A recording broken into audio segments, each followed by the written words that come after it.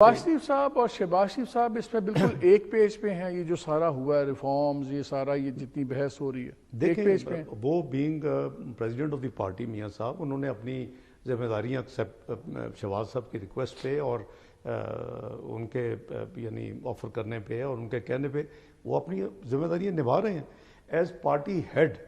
वो obviously party के साथ और मियां शहबाज शरीफ के साथ। ये आइडिया किसका था, ये टाइमिंग का सबका? ये प्राइम मिनिस्टर का आइडिया था कि ये मियां नवाज शरीफ साहब का आइडिया था कि अब लाएं और करें इसको? देखिए, आप देखें कि जब हम आए हैं मालिक साहब फरवरी के इलेक्शंस के बाद, तो काफ़ी इश्यूज हॉन्ट कर रहे थे कंट्री को ना जी। आपका 22% पॉलिसी रेट था, आपकी डबल डिजिट में इन्फ्लेशन चल रही थी, आपके ग्रोथ बिल्कुल ख़त्म हुई थी, इंडस्ट्री चोक थी, IMF कब जाना नागुज़ीर था।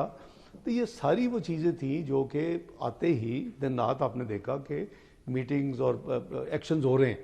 ये it has always been on the agenda कि जितनी जल्दी हो सके जो ये हमने जुडिशल रिफॉर्म करने हैं।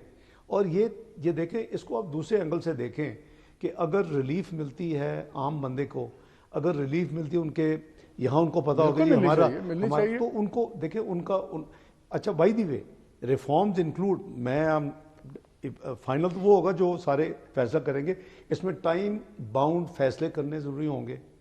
मैं आप नॉर्मल बिजनेस की बात करूँ ना, लोगों की सिविल एंड क्रिमिनल जो भी अपील्स आती हैं सुप्रीम कोर्ट में, तो ये सारी चीज़ें उनके हक में हैं। ये शायद 70-80% जो है जो काम होगा वो एक्चुअली कॉमन मैन की बेहतरी के लिए होगा। मैं आपसे इसलिए पूछा कि दोनों एक पेज के हैं। देखें, मौलाना साहब के पास प्राइम मिनिस्टर गए, मौलाना के पास सदर गए, उनके पास बिलावल भुट्टो गए, आप गए, राना सनाउल्लाह साहब गए, मोहसिन नकवी साहब गए, और बार बार गए, सारे गए। अगर एक बंदा नहीं गया तो नवाज शरीफ साहब नहीं गए। वो इस्लामाबाद भी आए, वो नहीं मिले।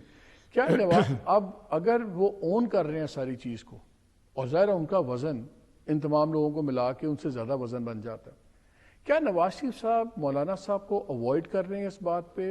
क्या मिलेंगे या मिलना नहीं चाहते? नहीं, कोई ऐसी बात नहीं है।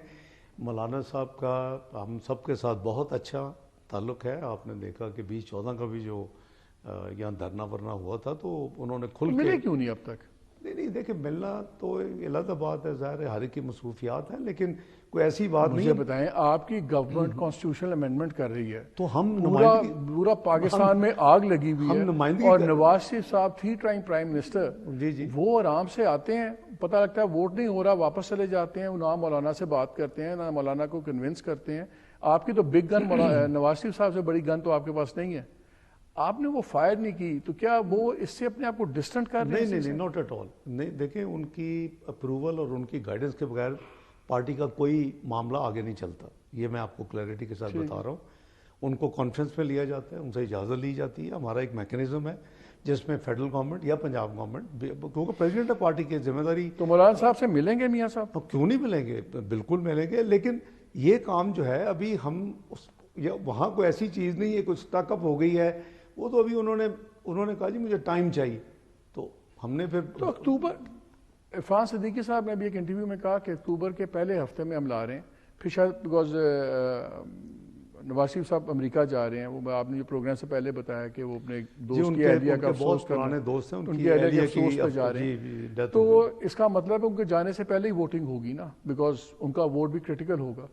तो फिर ये 7 अक्टूबर 8 अक्टूबर इतनी उनके वापस आने के बाद भी हो सकता है। मुझे वजह नहीं पता कि सिद्दीकी साहब ने किस बेसिस पे एग्जैक्ट डेट देती है। वो उनका भी यही ख्याल होगा कि जाहिर है कि हमारे जो कल्चर है कि फौत होने के बहुत अब महीने बाद 2 महीने के बाद तो जाके अफसोस नहीं करते ना जी।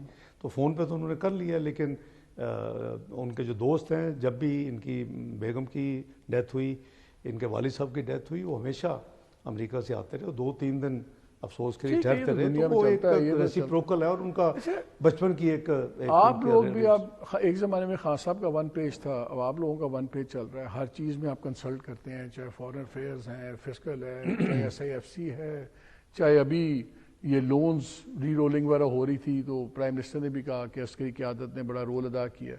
ये जो जुडिशल ये जो सारा पैकेज हो रहा था, क्या इसमें आप लोगों ने ब्रीफ किया था अस्करी क़यादत को? क्या उनकी ओपिनियन ली थी? देखिए, ऑन बोर्ड 1 पेज होना तो बड़ी अच्छी बात है, लेकिन फॉर व्हाट ऑब्जेक्टिव? خان صاحب کا ون پیج، اب میں کرٹیسزم نہیں کرنا چاہتا، وہ اس وقت مشکل میں ہیں، لیکن ون پیج ان کا آبجیکٹو کچھ اور تھا، اور وہ ہم سب کو پتہ ہے، اب تک تو پبلک ہو چکا ہے۔ پولیٹیکل وینڈیٹا، پولیٹیکل وکٹمائزیشن، اگلے 10 سال اس ملک میں حکومت کرنی، لوگوں کو ایکس وائی زی کو چیف آرمی چیف وغیرہ وغیرہ، ان کا ایک اپنا ایجنڈا تھا۔ یہ ون پیج پاکستان کے سروائیول اور اس کو اس کوگمار سے نکالنے کا ایجنڈا ہے۔ آئی تھنک اس ون پیج ایجنڈے کو تو ہر پاکستانی اپریشیٹ کرے گا، اور یہ صرف 2 ادارے کی آپ بات کر رہے ہیں، میرے نزدیک تینوں کو اکٹھا ہونا چاہیے۔ دیکھیں آپ، you are well read and well, ماشاء اللہ آپ کو ہوتے ہیں انفارمڈ، جو ملک کی حالات ہیں وہ یہ ریکوائر کرتے ہیں کہ جی ہم پوری کوشش کر کے اس ملک کو دوبارہ کھڑا کریں۔ یہ 24ویں معیشت بن چکا تھا 2017 میں، 2013 میں macro economic naan stable country globally declare تھا، اور کسی کو پتہ نہیں تھا کس نے الیکشن جیتنا ہے، اور یہ 7 پروجیکشن تھی کہ جو بھی پولیٹیکل پارٹی آئے گی، میں آپ کو ریمائنڈ کرا رہا ہوں 2013 آج سے 11 سال پہلے، 6-7 مہینے میں اپنا ڈیفالٹ ڈکلیئر کرے گی، اور 10 سے 12 سال لگیں گے پاکستان کو اس مصیبت سے جو اس وقت بھور تھا نکالنے میں۔ نو کیا ہوا کہ 3 سال پلس میں میاں نواز شریف اپنا پرائم منسٹر تھے، میں فائنانس منسٹر تھا ڈے 1 سے، آپ دیکھیں کہ آپ وہاں پہنچ گئے جہاں دنیا کی 24ویں معیشت بن گئے گلوبل، آپ کی ڈبل ڈیجٹ انفلیشن 4% پہ آ گئی۔ وہ تو ٹھیک ہے، نہیں وہ نہیں، میں ذرا کرنٹ پہ 1-2 سوال کو ٹائم آپ کے پاس بھی تھوڑا ہے، نہیں میں عرض کر رہا ہوں کہ جاننا ہی آپ چاہ رہا ہوں اس اینگل سے دیکھیں کہ اس وقت میں سمجھتا ہوں کہ یہ ون پیج جو ہے نا، تمام سٹیک ہولڈرز کو ون پیج پہ آ جانا چاہیے۔